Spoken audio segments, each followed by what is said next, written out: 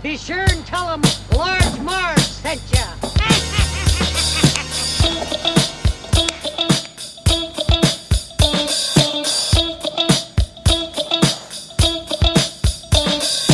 In the 90s, we were just teeny tykes. We liked our movies and our bikes. We wanted to be DJs, but we were just teeny gals. So we went off to college and we remained as pals. 20 years later, we're still watching flicks and we're bringing you the feedback bit by bit. Sweetie and Sweetie are here to say it's the Large Marge Santa's podcast. Hey. Hey guys, welcome to the Large Marge Santa's podcast, your favorite podcast where two sweetie sisters talk about movies that shaped their childhood. I'm Sweetie with an IE. And I'm Sweetie with a Y. Happy Wednesday. Wednesday. Hump day. Here in Do the this hump, the hump. house. Do the hump, the hump. So my pick this week, and imagine that I was craving pizza. Not something that's unheard of in this house. I feel like I have pizza like once a week now. Wow. It's just the gist of it. Wow. Are you making it or are you ordering it? I made it a couple of times. Actually, we do make it. So I'm gluten-free. I have a celiac disease, so I like to make my own pizza with like my own crust. But, you know, most mainstream or even small pizza parlors have gluten-free crust now. So really, you know, I'm living the dream, Yeah. I'd say. Great time to be gluten-free. Great time to be gluten-free. It's a bumper sticker everybody needs. So I love pizza. I'm a pepperoni pizza gal. And now that I'm pregnant, obviously the cravings, ramp up, and pizza's totally one of them. And so today I was like, Sweetie, let's get Domino's and watch Mystic Pizza. I'm not sure they would have gluten-free pizza. Yeah. They're too old-fashioned. Yeah, not a lot of the old-fashioned ones, like real old-fashioned place that has just like Mystic Pizza in this movie that has like grinders and salads and pizza, like 2 little taps for beer, couple sodas. You're right. They tend to not have the gluten-free crust, but it is a big business now. So, and man, do they make a big business because it's always so much more money. Gluten-free crust. You get the tiny bullshit. size, but it's like $5 more. Anyway, I'm not complaining. I'm so pumped about pizza. Anyway, so we decided to do Mystic Pizza tonight. Recently recommended by new fan Grace. Hey, how are you? Hey, Grace. Thanks for recommending. Thanks. This has been on our list for quite a long time, but one that Sweetie and I have never seen all the way through. I've seen a couple scenes. I loosely knew the plot when we were discussing it prior to watching it this afternoon. I was like, some girl has a romance with a married man. Didn't know which one. That's all I remember. And that takes place in Mystic, Connecticut. Sure. Makes sense. How about you? So this was one of many movies I watched, quote unquote, at the gym. We used to go to this gym and they would play like pretty good movies, and it would be like a rotation. I don't know how they picked like what to play. This was a women only gym. Yeah, women's also, only so gym. heavy on the rom-coms. And yeah, but not. And then like I saw a lot of random action movies, Okay. and like this Heavy weird on the one action. with like Bradley Cooper, and I never know what they are. Also, that one where what's her face is like doesn't age, and then the dog dies. Okay, also what I saw there all the time was this one with Chris Pine as like a blind guy. Oh yeah, totally. one? I forget. Yeah, I know. There are all those movies that like you remember the preview for like when they came out, but then you're like, oh yeah, what happened to that movie? Oh, nothing, because it was terrible. And now I'm watching it at the gym on the elliptical. So Mystic Pizza was definitely one of these, and I think like the sound was off. Like I was listening to music in my headphones, but I'm sure the captions were on, and that's how I watched like most of it. And so really couldn't tell you what was happening. I just knew that there were like 3 girls working at a pizza place, and one was getting married, and that was like the general gist. And rewatching it now, I couldn't tell you like what part of the movie that was, because it didn't seem like the beginning part, because she barely makes it. Right. They don't make it to like that part. So it was like maybe the very end is the part that I saw. Must have been. But I don't know. So yeah, so that's my experience. So, needless to say, we both really hadn't seen this movie. So, first full watch for us, which is always fun when we do these, because it's like, we're still kind of watching it through the eyes of people who were born in 80s, early 90s, but having never seen it before, we don't have necessarily that nostalgic connection. So, Mystic Pizza from 1988, starring the one, the only Julia Roberts in what is known to be her breakout role. Wow. So after this, real rise to fame, that Jules. And she does great in this. She's one sassy little firecracker. I think my favorite kind of Julia Roberts character is the bad one. Yeah. Where she's not this angel, perfect person. When she's swearing, prostitute, or mouthy pizza waitress. Ideal for me. You know? And I guess when she auditioned for this, they were okay, you know, obviously all the line reading went well, whatever, but you don't have the look. Because this is supposed to be Mystic, Connecticut, which is apparently heavy Portuguese population. So you don't look Portuguese. She doesn't look. She's obviously not Portuguese. So she went and dyed her hair darker. And it seems to me that they either gave her, as Sweetie said, some padded junk in the trunk and a Wonder Bra. Or maybe she just gained a couple of B's. Because she's a more curvier Julia Roberts than I think I've seen in any other movie. The reason I think they faked it is because she didn't gain it anywhere else. Yeah. You can't just be I'm only going to gain 5 pounds in my boobs. You can't just do that unless you get a breast implant. So, so that's my theory. Good point. That's my theory. I'm sticking to it. Yeah. There's one outfit where it looked really lumpy down there. Yeah, definitely could have been faked. So anyway, she's great. So she's one of the girls, Daisy. And then you have Annabeth Gish, who plays her sister, younger sister, Kat. We're thinking that Daisy's 21, Kat's 18. But then I'm confused now because at the end, the mom was worried about Daisy. You could go to, it seemed there was still a chance, but is she actually younger than Kat? No. I think she's older. I mean, she just has never done anything or left the house or left that town. So anyway, Annabeth Gish. So she's the smart one. She plays Kat. She's going to Yale in January. So this movie is a kind of a strange timeline.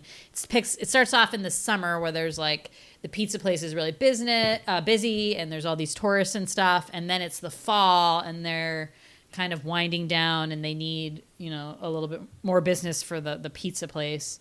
And you have Kat, I don't know, maybe she took a year off and then was going. Oh, maybe. Yeah. Maybe she took a gap year. Or she just started second semester. Yeah. Anyway, so she's going to Yale, very smart, loves astronomy, big into the stars and the stargazing. And she seems to be the good sister, the goody two-shoe. Then you have Lily Taylor as the Jojo, the other the friend of them, who also works at the pizza place, and she has a marriage plot that we'll get into. She's really fun. So back to Annabeth Gish. So love that actress. I feel she always plays, especially in the 80s, sort of this. Well, I'm thinking from her role in Shag as Pudge, very similar character where she's kind of the goody virgin, scared to do things. Maybe a little pudgy, according to the people who made the film, because they're trying to make her look dowdy and frumpy again. Right. And I'm she just was what the hell is this? Which was totally uncalled Bullshit. for. I feel it was supposed to go with her academic personality, but whatever. I'm telling you, smart She's people still cute to can me. be pretty. Yeah, it's I know. It's so okay. Well, they were doing that sort of just juxtaposition with her sister or whatever. And then you have Lily Taylor, as I said. So she is the friend Jojo. What else is she? So she was in a lot of 80s movies, but I don't think as The Haunting remake, one of your favorites. Right. I didn't know she was in that, and actually I just saw her in. She looked so old, but in the Conjuring 2. Conjuring 2. No, it was the HBO Perry Mason. They did the remake of that. She's actually in that too. She was in 6 Feet Under for a couple seasons. Okay. Well, she was in a lot of 80s movies, but I think side parts, never a starring role, maybe. Yeah, maybe that sounds one right. she was, but I didn't recognize it. But she was in Say Anything, they said. She was the girlfriend in one that we just watched, and now I don't remember what it was. Anyway, so she's great as the spunky friend, and we'll get into her subplot later. Vincent Dinafrio. Okay, so we all know the trajectory of Vincent D'Onofrio, who was quite a good-looking fella, let's say. Apparently. In the mid-'80s. tall, strapping young man, very good looking, who then morphed into this, over-actor, quite pudgy. Over-actor? What are you talking about? Leave Vincent alone. What's happening? What's happening? In the Law and Order No. series? Criminal Intent? Oh No, my but he's God. always like, in the 90s, he switched. Yeah, was like a leading man to a serial killer, like token serial killer. He like changed to. So I think maybe at that point he's like, I guess I don't need to stay in Maybe shape. He's sick of it. Yeah, Yeah. maybe he's just sick of it. But yeah, he's great in this. In the credits, he goes by Vincent Philip D'Onofrio. So maybe he dropped the Philip and was like, screw it. Clearly, still workshopping that. Don't like it. So he's the boyfriend of Jojo. I don't even know how to say this name. Conchata? Conchate. Conchata? Sure. Farrell is the woman who owns the pizza place. Wonderful Portuguese woman who has the secret recipe, makes the best pizza, whatever. She, if you have ever seen 2.5 Men, she is the maid that lives with them. She's older woman with red hair. Is she an arachnophobia? Maybe. Yeah, maybe that sounds right. I didn't look up all her credits, but so she's kind of the older lady mentor. And then surprisingly, Matt Damon. Wow. First movie credit for Matt Damon, Mystic Pizza. His character is named Steamer. Steamer. And for a while, I was like, I think it's just somebody who's steaming lobsters in the background. He had a good guess, but I was no. like convinced. I was like, it's gonna be that. Because people in this movie are either because Mystic, Connecticut. Okay, we're from Cape Cod, so we know of Mystic, Connecticut. There's an aquarium there. We've never been. I only know of it because of this. And we honestly don't know that much about anything Connecticut. Connecticut feels like a different world to us Massachusetts people, even though it's really just this next state over. I don't really know much about it. I couldn't tell you a lot. No. Seems like this community, though, is like a New Bedford-ish, if New Bedford had a nice side to it. So New Bedford, Massachusetts has a big Portuguese population as well. Mystic seems to have Portuguese locals or townies, and then you have this rich set of people who keep their yachts there because it's like a port. There's a country club. So you have anyone in this movie is either a townie or Portuguese townie or this country club set, right? Mm-hmm. Little like Karate Kid style. Classic dynamic. Yeah, classic dynamic, classic 80s dynamic, right? This like sort of, it was all still white people, but it was like class systems like within white people, usually immigrant and not even off the boat immigrant, like second generation, and then these waspy people. That was such an 80s theme. We can dive into it more later. Totally. So that was fun. So Matt Damon, is like either the brother or the cousin of the kind of really preppy character. And he has like 2 lines, but really good. Like I said in what was the movie that I was like, it was a Karate Kid, next Karate Kid, where Hilary Swank, I was like, you could tell she was going to win 2 Oscars like, with her acting chops in this movie. You could tell Matt I could Damon tell Matt was? Damon from his 2 lines was going to eventually be an Oscar-nominated actor. When the guy like fucked up the tablecloth, Matt Damon was like way overacting. No, He was just like, oh my God. It's pretty funny. It was pretty awesome. But yeah, cool to see him. He's a little pip, that's for sure. This movie is directed by Donald Petrie, who has directed such classics as Grumpy Old Men. Never saw it. Miss Congeniality, one of my best movie ever, faves. and How to Lose a Guy in 10 Days, which I do like that movie, and actually started watching it. It was on the other night, and I made Jimmy watch That's it. another one they played and at the we were gym. enjoying it. So I watched some of it, but yeah, I've never seen the whole way. Yeah, I mean, it's not up there in my like top 10 ever, and I don't really connect to it, but it's like a funny like premise. Enjoy. Anyway, so those are the main stars, and overall, it was adorable movie. Yeah, cute movie. Yeah. Cute stuff. Good female relationships. Nobody like backstabbing each other, which is great. And they all just kind of have like their own little stories.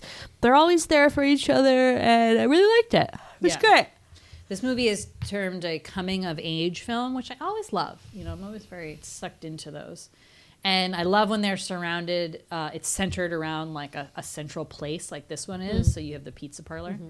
I just like love that idea. And if you've ever had a summer job, you know, and for this group, that's their like all-time job. It's not just their summer job, but they're these townies in this vacation like place, which we certainly like related to. That was Cape Cod for us. We were townies in Cape Cod, and we worked in this. It wasn't pizza for us. It was ice cream. I mean, take your pick. Both pretty cool places. It was so fun. It was fun. But there's only 3 of them working there, even in the summer. It seemed like so. It's a small place. Yeah, but like no one gets a night off. Like, what's happening here?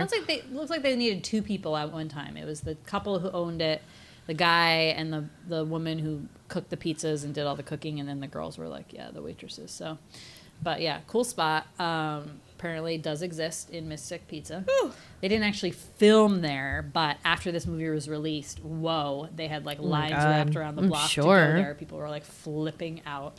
They didn't shoot too much of it in Mystic. They only shot like one scene of like the town or something, and then I think they mostly shot it in Rhode Island, so like neighboring places. But adorable movie. Made me miss my friends for sure. So let's get into it. One Mystic Pizza at a time. It's time for the sweetie synopsis. Yeah. Sweetie. Sorry, I was distracted writing something. I'm like, what am I doing? It's tradition, and you don't monkey with tradition. Kat, Daisy, and Jojo are best BFFs, best friends. Kat and Daisy are sisters, and Jojo is like the crazy side friend. So Side friend. So I think like the easiest way to do this synopsis, I thought about it beforehand. Thank you very much. Prep. And I think we'll break it down into their 3 like sub stories because that's really the central like the aspect of the film. So let's begin with Jojo. I'm gonna go from least dramatic to most dramatic, maybe, and then maybe we'll start with Daisy. Okay. So Daisy is Julia Roberts, and she's babe, and great bod, works at a pizza place, but according to herself, doesn't have a lot going for her. She's very like sad about the fact that she's only beautiful is like her one trait. And I'm like, listen, congratulations. A lot of people are not beautiful at all. So they're definitely nothing. You can make that work for you. You could be a model. You could be this. You could pretty much get whatever you want, actually. Yeah. So like, don't worry about it. Also, it's fine if you're a waitress for the rest of your life. There's a lot of successful waitresses out there. I don't know what their problem is. In the 80s, apparently, that was not a nice. Yeah. Well, I feel like for her, in some ways, it was something to get her out of that town. I think she felt a little stuck. So if you go Save to up college, your money. you get out of town. If you get married, you have the potential to leave the you town. You can always leave the town. She works at a restaurant. She's probably saving money.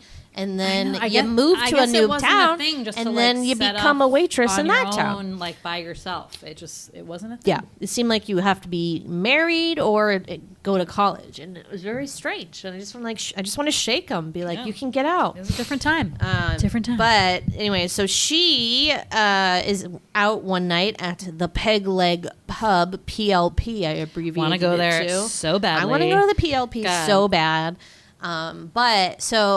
Her and Jojo are out one night, and she spots a cute fella. He's very preppy. He's with a girl on a date, and she beats him at pool. He's kind of a dumbass. He makes like some stupid bet about darts, and you're like, oh, he must do this all the time. And he didn't even make it. So the bet was dumb because the chance you're going to get to hit 3 bullseyes is like... But then he's like, I know, I'll beat a girl at pool, but can't do that either. He also like, dude never sucks. took off his giant coat, which really bugged me.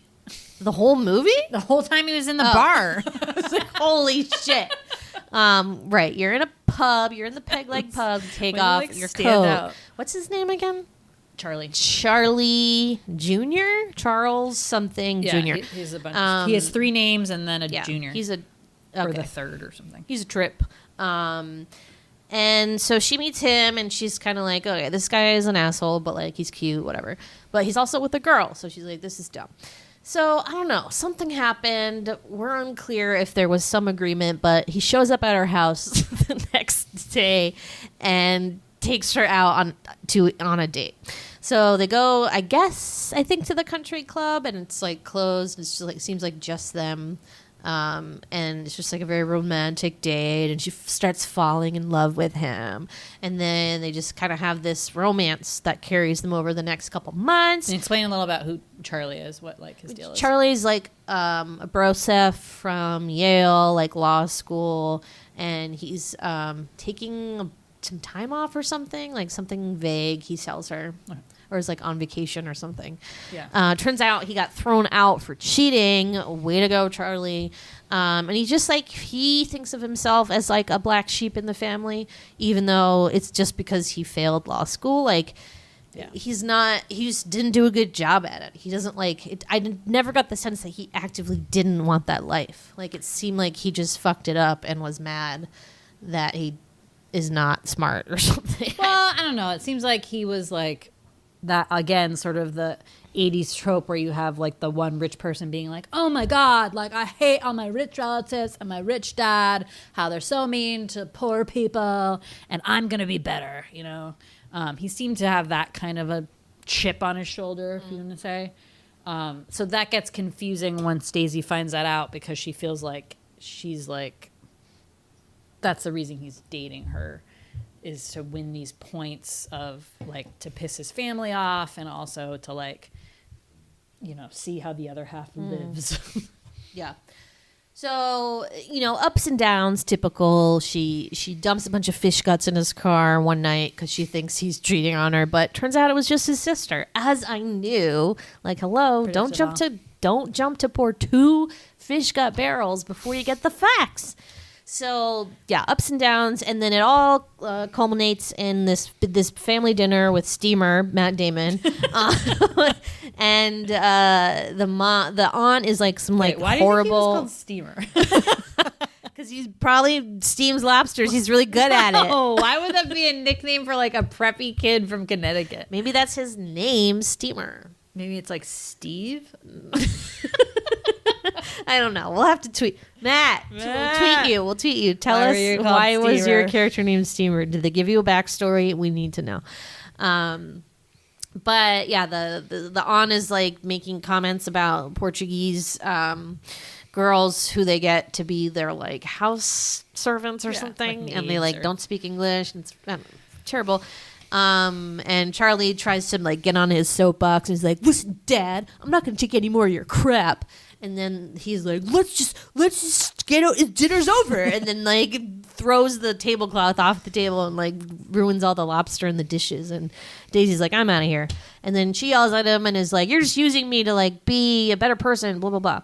So basically that's kind of the end of that relationship, because he isn't trying to get her back, right? Yes, we're watching the end of the movie. Oh my God, you're right. Like I was mixing it up with Cats. Okay. So then those guys do look very similar. Right. So towards the end of the movie there is a wedding celebration. We'll find out what that is next. And he shows up and helps her serve some ice cream and makes amends. They have a little talk, they talk it out. And then, you know, back to dating. And like, I don't know what their life will be like. He's out of school. As I always ask. She's a waitress. Did they make it, sweetie? Listen, I mean, maybe he's got money. So like, there's her opportunity for moving out. And then she can get a job at a cool restaurant in the city or something. I think they could have a great life. They moved to New York. Yeah. She, you know, I don't know. I mean, they seem to have a good connection. He honestly seemed like a nice guy. Just hated his family, hated sort of like, I don't know, just that dynamic of, I'm sure he was appreciated what he was born into, but also hated it at the same time. So maybe they did make it. I have high hopes for them. Sure. And I agree. That was definitely her ticket out of town. Yep. I mean, worst comes to worst, you ditch him, become a woman of the night, and then take the money and run, and then star in Pretty Woman. You know, like that's the trajectory. Same character, actually, I believe. That'd be funny. Okay, so that's Daisy. So now we have Jojo. So Jojo, in the very beginning, is getting married to Bill, who's a fisherman, and we don't get a ton of their backstory, just that they're getting married, and like Jojo's like freaking out about it. So she like passes out at the altar. Come to find out, I guess she decided not to get married that day and was like, okay, forget it. Good idea. Yeah, it's probably for the best. And then, I mean, but Bill's still in love with her. So he still wants to get married to her. And she's like, I just don't want to get married right now. And he's like, okay, I kind of understand it, but like not really. It's exactly like in Sex and the City when Carrie's like, I don't want to get married right now. And Aiden's like, okay, that's fine. And then like the next day he's like, let's get married. And she's like, I told you, I want to wait. So that whole drama is just like them doing this constant thing. And Jojo likes having sex a lot. And Bill wants something more. So it's a very reversed kind of classic dynamic that you would normally see is the other way around. Yeah, which was really interesting. It was interesting. See play out. Bill had heart. Yeah. And she just like didn't know what she wanted. They're pretty young, extremely young. And at one point she says, I want he wants kids and to get married and all that, and like I want that too, but just not right now. And I felt so bad because it's so true. Like she's only 21, 22 or whatever. I mean, it's perfectly normal to want to live your life and experience things. You have time to do that. I mean, that, I got married super late, and I was so lucky to have all of my 20s and most of my 30s to be able to do that, and it was awesome. I cannot imagine, because especially in this time, like as soon as you got married, you're expected to have kids. That was it, yeah. And her thing is she looks at like all the people at the wedding, which is all their family members, like his aunts and his mom, and she's like, oh my God, like I'm going to be those ladies and I'm 21 years old. Who wants that? Like, no thanks. I mean, the thing is like men's lives like don't really change, but women's like really change a lot more. And like, you got to be like really, really ready for that and know that like that's it for you. I mean, that's going to be like the rest of your life. Yeah. So I don't blame her. It sucks. I don't blame her at all. So after a while, Bill's, sick of it. He breaks up with her. And she's pretty upset about it. And then, changes her mind and reconnects with Bill. And then they get married for real at the end. So the end is like the big party to celebrate that. They have the reception at the Mystic Pizza place, which is very cute. Hopefully they make it, but I don't know. It's iffy because I'll tell you, Jojo is a real spark. She's a real bright light in a shitty town of lobsters, and I feel like sad about it. And obviously, because marriage wasn't going to be her ticket. She out just of that wanted town. more dicks. Like she wanted to experience more dicks, and I feel like he should have been sensitive to that and just like let her experience some dicks, and then see if he's really the one. I don't know. She did say something about how he really gets her and all that stuff, but I don't know. I feel like that would have been a relationship where they were so physical that eventually, that does fizzle. And would they have enough to like survive? Yeah, I don't know. The relationship. But it sounds like the lady who owns the Mystic Pizza is leaving the pizza place to her. So she is like staying there for her? A legit reason. I thought it was to Kat. She's like obsessed with Kat. Or Daisy, that would make sense. But I mean, any of them. Yeah. I hope they all stay and work there for the rest of their life. That's what I hope. And then their kids work there. It'd be great. Did they turn this into a show? And their kids. It'd be perfect. Tried for a sequel, but so that's Jojo, and then finally Kat. So the studious one, going to Yale, loves astronomy, obsessed with telescopes. Also has a side job as like the star show narrator at the planetarium, which is a cool job. That's your little blazer. Love the blazer with the little name tag. But she's very put together. She wears like high cut slacks and fisherman sweaters and polos, or like button ups that are like too long, and like doesn't tuck them in ever. And what is that, like the pants? What is that? What the creases like? Pleated pants. Great look. So she gets a job babysitting for this couple, I guess, and she meets the little girl one day, and the dad is like this kind of hunky, like 30-year-old man, and the wife is in England temporarily for like, I forget how long he says, like a couple weeks I thought at first, but she was there for a while. So I think like months. Okay, so she forms this relationship with the little girl, like very sweet, and over time starts getting like closer and closer to the dad, whose name is Tim. I think it's Tim. And she's, we gather, probably a virgin, like hasn't seen a lot of action. So she's very like smitten with him. And he's very kind of smitten with her, like kind of very suggestive. So They seem to have a lot in common. they have a lot in common. He went to Yale also. Like obviously they enjoy being smart, like talking about smart things. So eventually he asks her on a date or something, and she gets Jojo to babysit the little girl for her. And then they go to, what is that house that they keep going that he's to? building. He's an architect. building that. So he's building that. I thought when house. you were an architect, you just designed it. You're not Well, actually he was like building on it. premise, to help with like the design and stuff. Oh. Okay. So they bring like a little picnic and she brings pizza. It's really cute. And then they start making out and they have sex. Wow. And then it's like pouring rain and Kat's like so happy and just like love in her eyes, just like never been more in love. They drive back to the house, and who should fucking be there but the fucking wife? Dun, dun. So Jojo, God bless her, thinks on her feet and makes up a great story of like, oh, they'll be right back. They just went to get like her Kat's mother's medicine or something. So thank God for her. But Kat's acting super weird and it's just like speechless and like crying. And the husband is like being weird, and it's a crazy scene. So then they leave, and Kat's still just like stunned, and she like can't believe it, and she's just like gets home and is like sobbing, and Daisy comforts her, and she's just really heartbroken.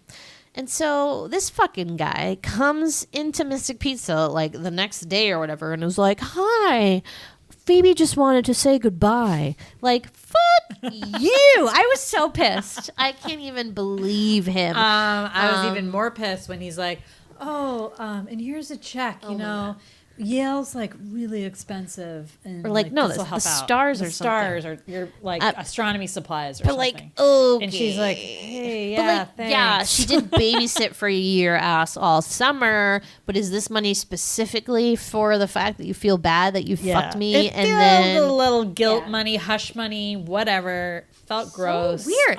But honestly, like he doesn't address it ever. Yeah. It's so strange. I thought it was going to be a note.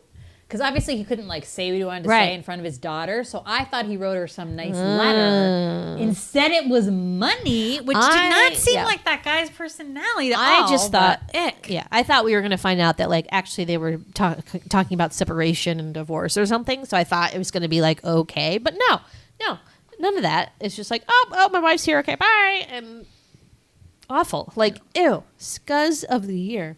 Yeah. So she's just totally heartbroken. But you know what? She's going to be okay because the woman who owns Mystic Pizza, whose name is... shit, I forget. She doesn't have any children, and she considers the three girls, like her children, super sweet. So she gives Kat the money she needs for Yale. And so Kat's like, yas, don't need a man in my life later. So she's going to go to Yale, meet some hunky, nice person who doesn't like use her for sex and is shady, and she's gonna have a great life. I mean, they might still do that. This is college, but they won't be married. But at least it'll be with, age like, appropriate. Yeah. So hopefully she has a good time and she makes it big. So really rooting for you, Kat. I hope you make it. But yeah, that's the story, and then the movie just kind of ends with the three of them just having fun, and that's it. Yeah, supporting each other through their. Everyone had a little bit of guy trauma that they all really helped out and supported in their own way. And the sister dynamic was a little complicated because the sisters get into a fight because Daisy's supposed to have dinner with Charlie's family, and then Kat has the opportunity to like have dinner and wine and listen to Mozart with like her guy. So she blows off her shift at work, and then Daisy has to cover for her. So then there's this like sort of rift between them. And then gets repaired once her heart gets broken. And there's like resentment where like Daisy resents Kat for being smart and having like possibilities, and Kat resents Daisy for being beautiful and like being able to get like men whenever she wants. So yeah, it's an interesting dynamic we've seen many times, like in Wish Upon a Star. Yeah. So yeah, But they're sweet. But they're sweet. And it's all okay. together And at what's the the end. deal with like their dad? Did he die? Like they never really They addressed didn't say. The mom Maybe is sort she's of been like a single mom. hard as or, nails. Yeah, single mom. They live in a nice house. Very like classic. But they're supposed to be poor. Like, yeah, but they're supposed to be poor. But like, yeah. But yeah. And they both work like to death. It seems like at this pizza place, like every day or every other day. And then the little story of the pizza place is that, like we said, the seasonally they do like okay in the summer, but then off season it's a little bit tough. So there's this food critic called the Fireside Critic or something like that, who's this like old man who looks like Henry Jones from Indiana Jones and the Last Crusade, and he delivers little like tiny little restaurant reviews on the TV. Remember, like cable access, look kind of like a Siskel and Ebert style like movie review show, but it was for restaurants. And so he always tears these restaurants apart, and the girls have this idea to have him come and review the pizza, and then they'll have all these local people being able to know about this little pizza joint in Mystic and come out, and business will improve. So the guy does end up showing up, and he sits down and eats the pizza, and it's kind of the same day. It was day after Kat's heart gets broken, so she's waiting on him and is kind of like in a fog, so doing her best, but Send not somebody that well. else in. Yeah. Like, made me nervous. So he sits down, he orders the pizza, he takes like one bite and makes some notes in his thing and then just leaves. So they're all like, oh no, he like hated it.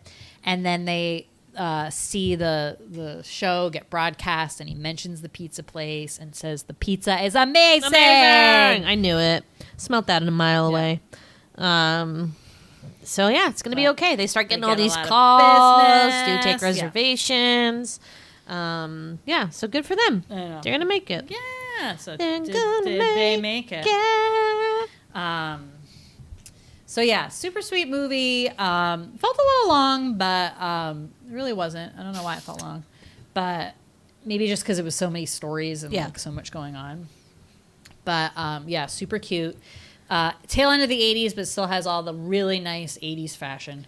So you're talking about big hair. You're talking about banana clips. Oh, yeah. You're talking about off the shoulder, cut out T-shirts, strapless tacky dresses. The Julia Roberts character has a good amount of those. Yeah, it was a pleasure to watch all the 80s fashion for sure. I gave the 80s bridal fashion, which I always talk about in each 80s movie, a solid B+. Was it the same one. dress? Yeah. It was the same bridesmaid dresses, but was it? I couldn't tell if it was the same wedding dress or not. So, yeah, classic, like, solid wedding dress. She went not with the disgusting bonnet veil that I hate, but a kind of, her first one is like a more traditional one where all the veil is like over her face and there's all these like sparkles in it. Kind of like that was pretty. And then her second wedding, they just do like crowns of roses and baby's breath and stuff, and their hair's all up. It looked very cute. Very pretty. And then the bridesmaids' dresses are these silk pink kind of ones. Julia Roberts' character Daisy, being the kind of sluttier one, wears it off the shoulder, and her sister wears it like properly, like pulled up. But they looked adorable. So B+ for that 80s bridal fashion. I loved it. I loved, like I said, curvy Julia Roberts, whether that was fake or not.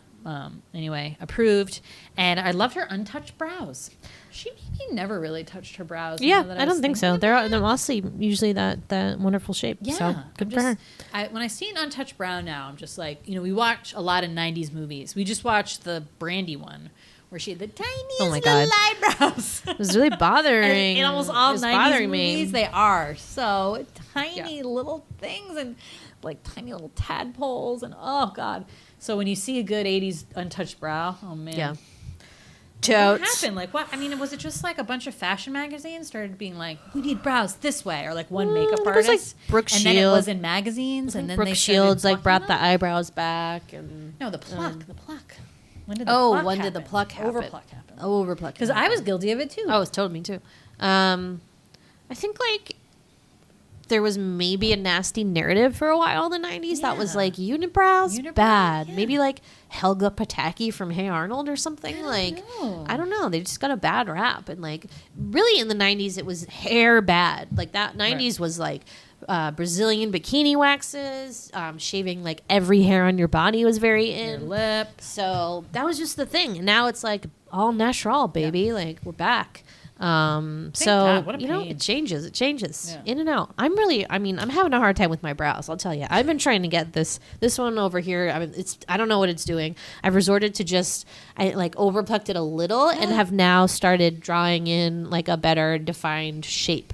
So it's kind of cheating, but you got to do what you got to do, you know? Sometimes you just got to hope they grow back and then you can fix them. But I'm torn. I was like in every couple months eyebrow waxer, and it does look really nice when you do it and you're like, wow, your face looks really clean and awesome. But it did like make, I think, like a small little bald patch on like one of my brows that I do have to fill in now. Oh, but it's kind of like that boy brow look, like a little like sticking out. They're better. I don't touch. I only do like a couple on the bottom now and they grow in, but tricky business eyebrows. Yeah, tricky eyebrows, business. Man. Eyebrows. Crazy times. So, sweetie, just one question for you. Mm-hmm.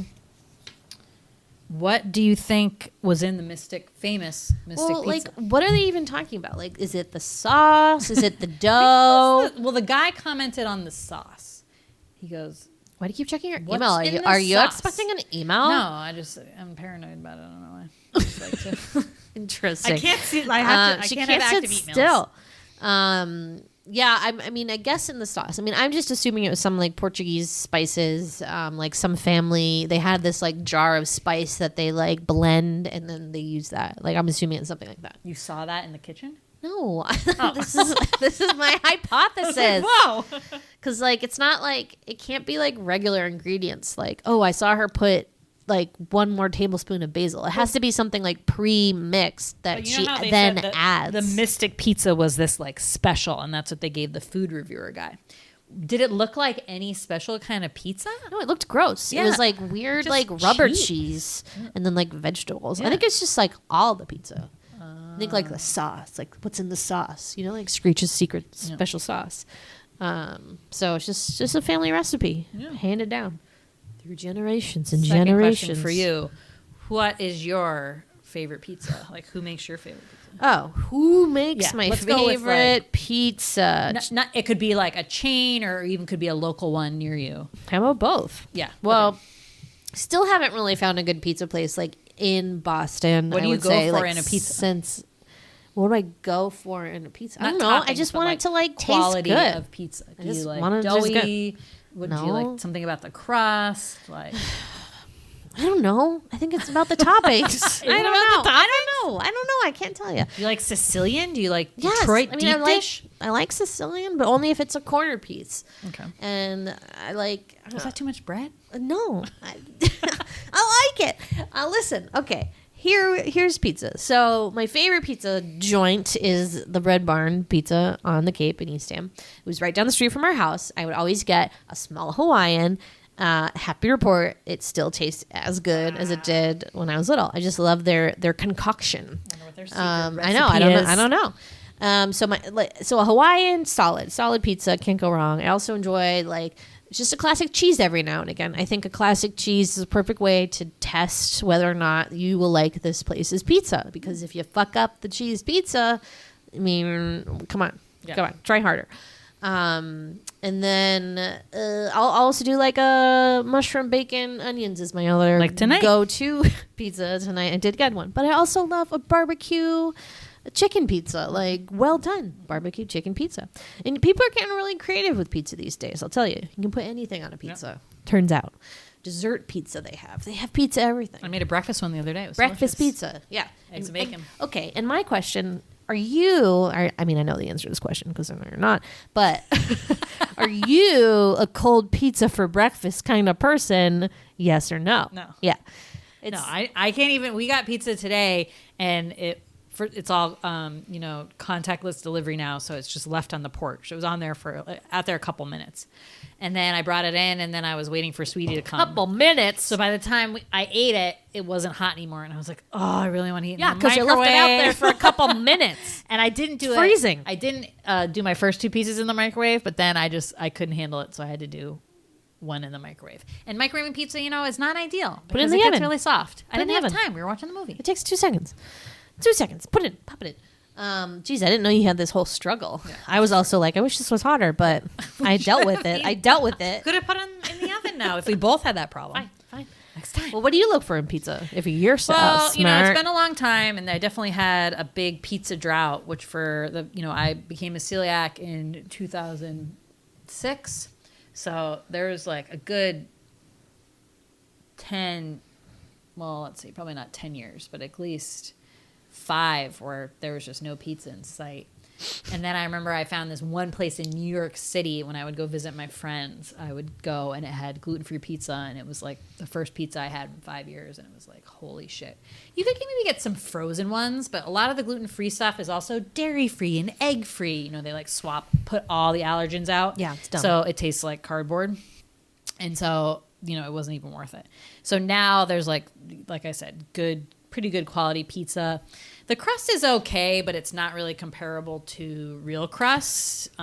It's good. It's decent, but it's never. It's just like crisp. Exactly it's like the crispier same. kind of pizza crust. If it was like thin, crispy crust, but you can't get like the is. Air bubbles, Right. let's say, of like a crust. Yeah.